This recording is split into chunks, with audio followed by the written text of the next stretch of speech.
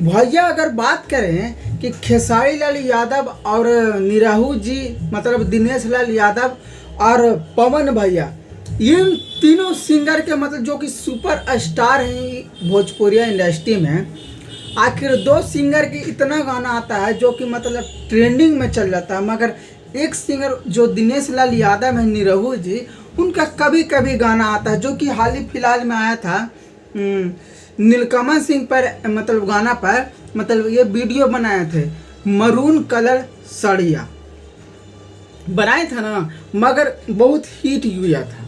मगर आखिर अगर आपको मन में चलता है मतलब काहे ने निराहू जी गाना गाते, देखिए निराहू भैया ऐसा एक मतलब कलाकार हैं जो कि मतलब फिल्म निकालते हैं बहुत ज़्यादा, इनको देखिएगा तो फिल्म में बहुत सुपर हिट डुपर मतलब चल जाता है। मगर अगर बात करें खेसारी लाल यादव के और मतलब पवन भैया के, तो अभी के डेट में उनको गाना इतना ज़्यादा चलता है, ट्रेंडिंग में चलता है कि मत पूछिए। इन दोनों सिंगर के बहुत ही ज़्यादा चलता है। तो कई दिन से मतलब मेरा दर्शक लोग के कमेंट आ रहा था कि भैया आखिर निराहू भैया गाना क्यों नहीं गाते। भैया आता है गाना, मगर मतलब 5-6 मंथ में एक ही गाना आ गया जो कि ब्लास्ट हो गया, समझ है।